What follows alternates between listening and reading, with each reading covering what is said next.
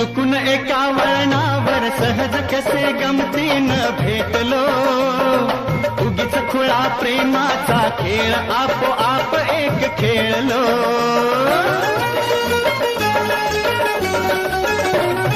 रंगताच खेळाचे अंतरंगी नकळताच उतरणे, रंगलास तूही त्यात मीही त्याच प्रेम रंगी रंगले.